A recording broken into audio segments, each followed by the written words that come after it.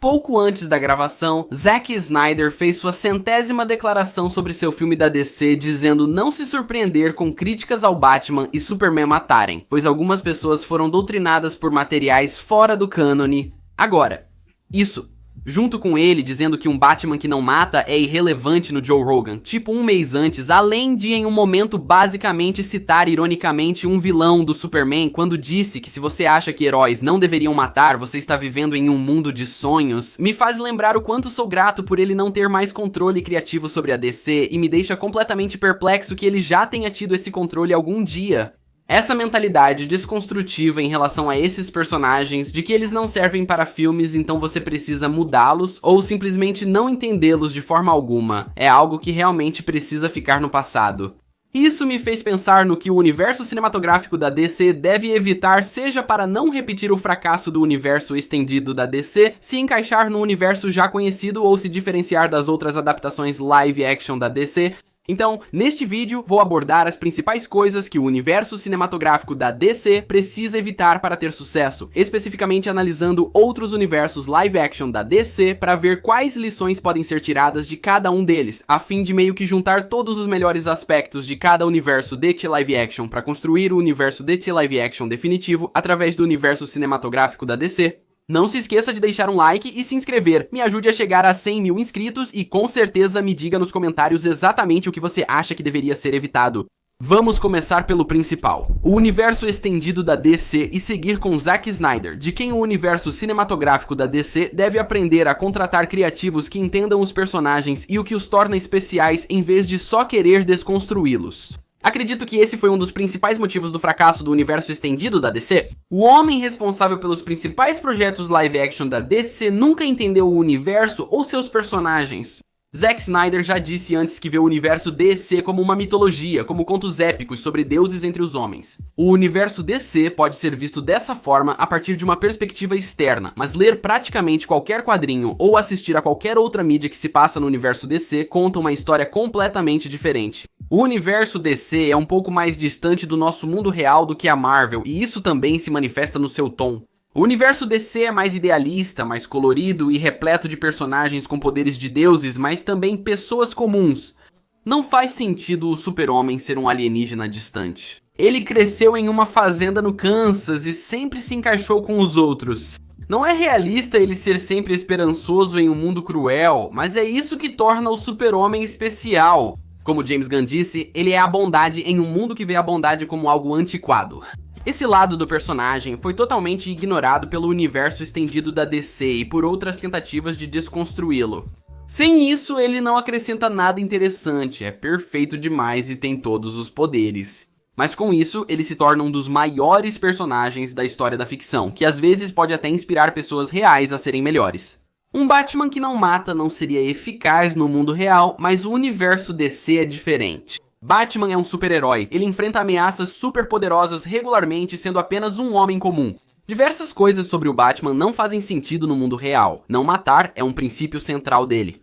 Sem isso, muitos de seus vilões e histórias não fariam sentido. Este é o ponto central da rivalidade com o Coringa e uma característica essencial dele. Batman, Superman e o universo DC não precisam de grande desconstrução ou mudança para funcionar em live action, exceto talvez pelos uniformes justos. Há razão para esses personagens serem populares e terem histórias escritas sobre eles há décadas, quase um século. Alterar suas principais características desrespeita a história e os personagens. Essa mentalidade desconstrutiva e o mal entendido sobre o que torna o universo DC especial devem ser evitados no DCU. Felizmente, parece que o universo cinematográfico da DC vai fazer exatamente isso, e vamos usar o primeiro filme do Superman para mostrar isso. Tudo sobre o Superman mostrará Clark, Lois, Metrópolis e seu universo com sinceridade e sem constrangimento em relação ao material original. Outros exemplos de má caracterização no universo estendido da DC, além de Superman, Batman e Flash, são Jonathan Kent, o excêntrico Lex Luthor, o Coringa estranho, o Aquaman sem seriedade em Aquaman 2, Shazam mais maduro como criança do que adulto, e Adão Negro sem interação com Shazam, mostrando um tipo de criativo a evitar como The Rock. Alguém que claramente só se importava em se colocar em destaque nesse universo, tentando fazer isso sem absolutamente nenhum conhecimento de como, já que tentou criar um universo DC em torno do Adão Negro, de todos os personagens, enquanto se recusava a permitir que o Adão Negro sequer fosse visto com o Shazam, seu arqui-inimigo, o personagem para o qual ele existe como vilão. The Rock é claramente governado por ego, mesmo que pouco. O contrato dele impede que ele perca lutas nos filmes. É loucura, e alguém assim deveria ser mantido longe de qualquer parte criativa do universo cinematográfico da DC, e sinceramente, ele também não é um bom ator, então eu o manteria longe do universo cinematográfico da DC em geral. Então eu realmente acho que essa é provavelmente a maior coisa que o universo cinematográfico da DC precisa evitar, que o universo estendido da DC não evitou. Criativos como Dwayne Johnson e Zack Snyder não compreendem o universo DC e acabam caracterizando mal os personagens, fazendo com que não pareçam os mesmos dos quadrinhos nem tenham suas melhores qualidades. De uma forma muito parecida com a maneira como eles abordam o universo DC, eu acho que a grande lição que o DCU precisa tirar do DC Universo Estendido é que o elenco é extremamente importante e que um diretor de elenco dedicado, que entenda os personagens do universo DC também é extremamente importante. De Jared Leto a Jesse Eisenberg, de Ella Jet Bosco a Ezra Miller especificamente, o universo estendido da DC teve muitos elencos ruins e poucos realmente fantásticos, o que contrasta fortemente com o universo cinematográfico da Marvel, que é quase perfeitamente escalado. A escolha dos atores para esses personagens importa porque os atores influenciam a aparência dos personagens, a energia que transmitem e seus maneirismos. Tudo isso pode fazer com que o personagem não pareça o mesmo que eles estão tentando adaptar. É parecido com a forma como eles abordam o universo DC, pois isso realmente muda as características centrais do personagem e pode fazer com que ele não pareça o mesmo personagem. Um exemplo disso é o Henry Cavill, que tem a aparência certa, mas pelo que vi, inclusive nos filmes do universo cinematográfico da DC como Superman, ele não possui os maneirismos adequados para interpretar o personagem de forma convincente. Acho que ele seria melhor como Batman, já que interpreta bem personagens sombrios e carrancudos como em The Witcher. Ou, sinceramente, a versão dele do Superman parece mais com o Batman do que com o próprio Superman. Eu acho que Henry Cavill definitivamente poderia, talvez, se tivesse um bom roteiro, se tornar um bom Superman, mas eu já vi versões mal escritas do Superman que ainda assim pareciam mais com o Superman, como aquele da CW interpretado por Tyler Hoechlin. Ele simplesmente transmitia uma vibe que o Henry Cavill pra mim nunca conseguiu passar. Mas pior ainda é o Ezra Miller, que reúne todos os requisitos errados. Ezra Miller, que aliás foi a primeira escolha do Zack Snyder para interpretar o Flash porque, claro, não se parece com o Barry Allen, não tem o jeito do Barry Allen, não age como o Barry Allen, nem sabe correr direito, e isso nem chega a cobrir os problemas do mundo real que ele causou. O resultado é um personagem tão diferente que talvez nem valha a pena adaptá-lo. Como grande fã do Flash, ele já foi meu super-herói favorito, nunca senti que estava vendo o Flash na tela. Em vez disso, eu estava vendo Ezra Miller meio que tentando correr, e isso não é uma experiência divertida. Até agora, todas as escolhas de elenco no universo cinematográfico da DC parecem ter sido bem acertadas, com uma exceção, e parece que, pelo menos por enquanto, James Gunn supervisionou todas as escolhas de elenco no universo cinematográfico da DC, o que é definitivamente algo bom, porque pelo que posso perceber, James Gunn ama o universo DC. Ainda assim, acho que o universo cinematográfico da DC poderia ter sua própria versão de Sarah Haley Finn, que é a diretora de elenco de todos os projetos do universo cinematográfico da Marvel, e fez um trabalho absolutamente incrível, ajudando a trazer personagens dos quadrinhos direto das páginas para as telas através dos atores. James Gunn pode seguir nesse papel, mas acho que sua agenda já está bem cheia. Ele escreve e dirige filmes e séries e é o Kevin Feige do universo cinematográfico da DC faz de tudo. Acho que o universo cinematográfico da DC poderia contratar um diretor de elenco dedicado, como a Sarah Haley Finn na Marvel. O universo cinematográfico da DC enfrentou dificuldades por focar apenas nas histórias mais populares de seus personagens. O Cavaleiro das Trevas Ressurge inspirou o Batman e parte da história em BVS, que também adaptou a morte do Superman, e o filme do Flash adaptou a única história do Flash que já tinha sido adaptada para um filme antes. Todas essas histórias já foram adaptadas para animação ou até mesmo live action antes, e a essa altura já foram exploradas até demais, assim como outras histórias fora do universo cinematográfico da DC que acabam tomando muito espaço dos personagens e equipes na mídia quando existem tantas outras histórias para serem escolhidas. Histórias como o Contrato de Judas dos Jovens Titãs, Crise nas Infinitas Terras, Trono de Atlântida, O Longo Dia das Bruxas, Sob o Capuz Vermelho e as origens de Superman, Batman, Mulher Maravilha, Flash, Jon Stewart, Hal Jordan, Arqueiro Verde, Robin e Shazam. É preciso superar o entendimento superficial sobre o universo DC e suas possíveis adaptações. Todos esses personagens têm décadas e mais décadas de histórias para serem exploradas, algumas das quais, na minha opinião, são melhores e têm mais potencial do que as histórias mais populares. Por isso, seria uma pena não considerá-las e ter uma visão tão limitada do que é aceitável adaptar. Existem histórias que já foram adaptadas muitas vezes. Apesar das críticas aos vilões do universo cinematográfico da Marvel no início, o universo estendido da DC estava ainda pior. O universo cinematográfico da DC teve vários vilões grandes, cinzentos e brutamontes, como Apocalipse, Ares, Liga da Justiça, Lobo da Steppe, os Sete Pecados Capitais e até Darkseid, todos com imagens geradas por computador ruim e pouco memoráveis, salvo raras exceções. Incubo, Mulher Leopardo e Sabbac têm imagens geradas por computador ruim e pouca substância. Depois, filmes como Shazam, Fúria dos Deuses e The Flash nem tentaram usar seus vilões. Shazam podia usar Senhor Cérebro e Adão Negro, mas preferiu criar vilões entediantes. Apesar de o Flash ter uma das 5 melhores galerias de vilões dos quadrinhos, o filme criou um vilão novo. No geral, o universo cinematográfico da DC teve poucos vilões bons e memoráveis. Os que foram memoráveis são o General Zod, Mestre dos Oceanos, Dr. Sivana, Starro e a Raia Negra. Também o Dragão Branco e as Borboletas de Pacificador, único seriado do universo estendido da DC. E para dar o devido crédito, a versão do Lobo da Steppe em Liga da Justiça de Zack Snyder. Todos os outros deixaram muito a desejar. E também não ajuda que os melhores vilões dos quadrinhos de todos os tempos, como o Coringa e o Lex Luthor, foram adaptados de forma tão ruim. Esse é um problema que realmente precisa ser evitado no universo cinematográfico da DC e não deveria ser difícil fazer isso, considerando o quão incrível é a galeria de vilões do universo cinematográfico da DC.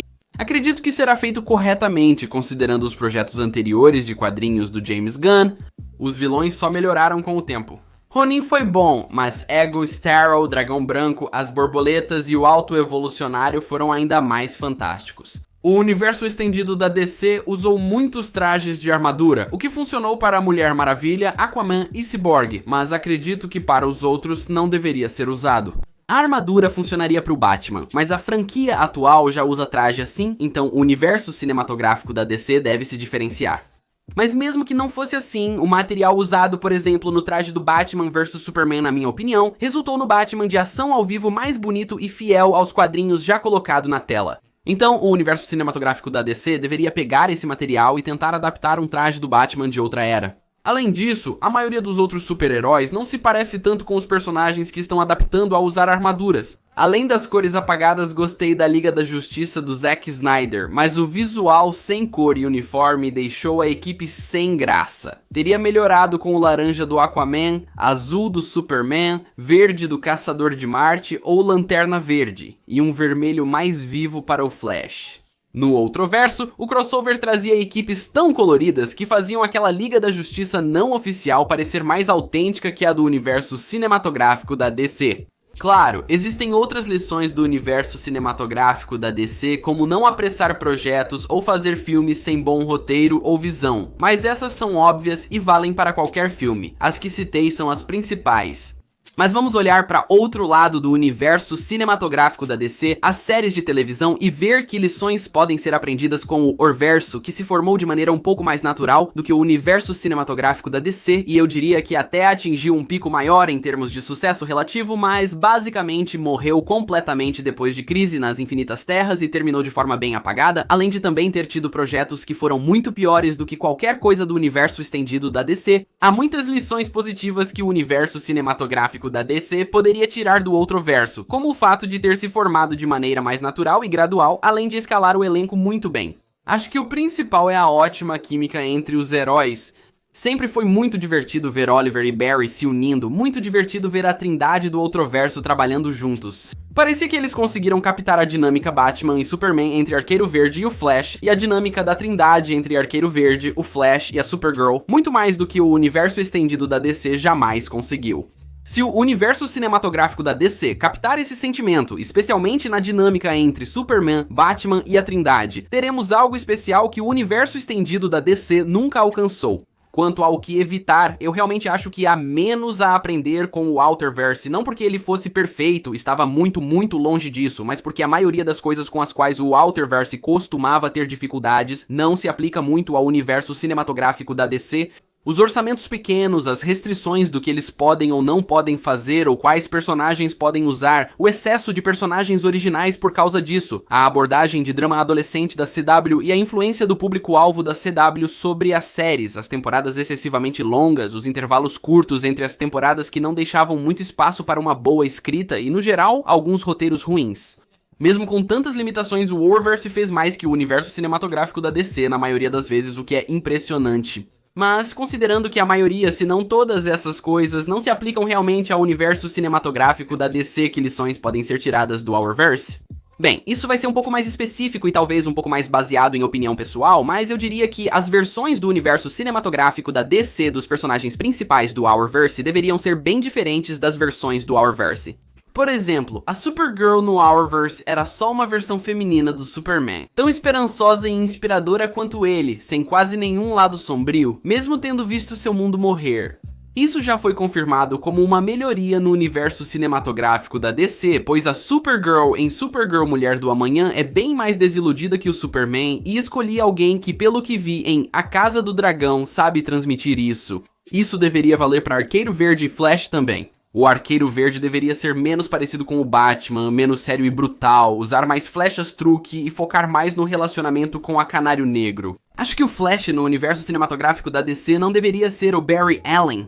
O motivo pelo qual eu digo isso é porque ao longo dos anos 2010 e início dos anos 2020, eu acho que basicamente tudo que pode ser contado sobre o Barry Allen, seja em animação ou live action, já foi contado. Wally West, que foi o Flash principal por 30 anos e de quem vem as características e histórias mais populares do Flash, foi totalmente deixado de lado. E eu acho que por causa disso, está na hora dessa era do Barry Allen, que começou por volta de 2007 quando ele voltou à vida nos quadrinhos, chegar ao fim e o Wally West recuperar o seu destaque. Isso vem ocorrendo aos poucos nos quadrinhos, e como o Asa Noturna, seu contemporâneo, já é adulto no universo cinematográfico da DC, acredito que o Wally deveria ser o Flash principal no universo cinematográfico da DC. Barry até poderia aparecer rapidamente, mas acho que ele deveria morrer. Devem ser evitadas caracterizações como Batman ausente, Aquaman e Mulher Maravilha, servindo apenas para valorizar Superman diante da Supergirl, Senhor Incrível Excêntrico, Gavião Negro e Mulher Gavião sem graça, Caçador de Marte mais humano, Canário Negro inexperiente, Jimmy Olsen super-herói, Ray Palmer bilionário e Nevasca heroína. Acho que todas essas deveriam ser evitadas no universo cinematográfico da DC, mas sinceramente não acho que isso vá ser um problema. Sobre os trajes, o nosso verso teve dificuldades iniciais por falta de orçamento. Os primeiros trajes de couro deles geralmente deixavam um pouco a desejar, mas parece que o nosso verso encontrou um ótimo equilíbrio entre estética e funcionalidade, mesmo com orçamentos pequenos. Os trajes recentes do Flash, Batwoman e Raio Negro parecem mais confortáveis, não limitam os movimentos e mantêm o visual de super-herói. Na verdade, os trajes mais caros da maioria dos heróis acabam tirando um pouco da essência do visual dos personagens, fazendo com que pareçam menos autênticos. Obviamente, isso não vale para o Batman, que é bilionário, mas para o Flash, por exemplo, o traje de armadura caro do universo estendido da DC nunca pareceu tanto com o Flash quanto o uniforme simples e discreto das temporadas mais recentes de The Flash. O universo cinematográfico da DC pode considerar tudo isso. Tecnicamente, no multiverso Horrorverse, Titãs parecia pertencer ao universo estendido da DC com versões mais sombrias, ousadas e mal caracterizadas dos heróis principais. O Asa Noturna do universo cinematográfico da DC não deve ser babaca, mau líder nem usar armadura pesada, já que precisa de mobilidade. Mutano precisa ser sempre verde, Estelar deveria ser mais alienígena, Cyborg devia integrar a equipe e o Batman de Titãs era pior que o do universo estendido da DC, parecendo mais o Alfred e agindo como pai abusivo. A família Morcego não deveria ser representada assim no universo cinematográfico da DC. Para ser positivo, alguns uniformes como os do Rapina, Columba, Aquamoço e Moça Maravilha em Titãs ficaram quase perfeitos, e acredito que o que fizeram ali pode ser levado para o universo cinematográfico da DC. Eles poderiam usar isso, pois aperfeiçoaram muitos uniformes em live action em Titãs. A série Patrulha do Destino pode ser um ótimo estudo de caso de como o universo cinematográfico da DC deveria abordar o lado mais estranho do universo DC, enquanto Stargirl pode ser um ótimo estudo de caso de como abordar o lado da Sociedade da Justiça da América no universo DC também. O universo cinematográfico da DC, por ter filmes e séries como o universo cinematográfico da Marvel, enfrenta desafios que até o universo cinematográfico da Marvel sofreu desde o início das séries no Disney Plus. Para ter sucesso, o universo cinematográfico da DC precisa aprender com a saga do multiverso do universo cinematográfico da Marvel. Séries como Falcão e o Soldado Invernal, Gavião Arqueiro, Cavaleiro da Lua, Miss Marvel, Invasão Secreta e Echo poderiam ter funcionado igual ou melhor como filmes. Isso não é ajudado pelo fato das temporadas serem extremamente curtas, com apenas 6 episódios, o que na verdade não é muito mais longo do que a duração de um filme longo, fazendo com que essas séries pareçam filmes com muito enchimento desnecessário. Isso é algo que o universo cinematográfico da DC deveria evitar ao máximo. Séries de televisão têm vantagens sobre filmes por terem mais tempo para desenvolver personagens, contar histórias longas e criar suspense entre episódios. James Gunn afirmou que a história define se será filme ou série. Acho que essa lição já foi aprendida.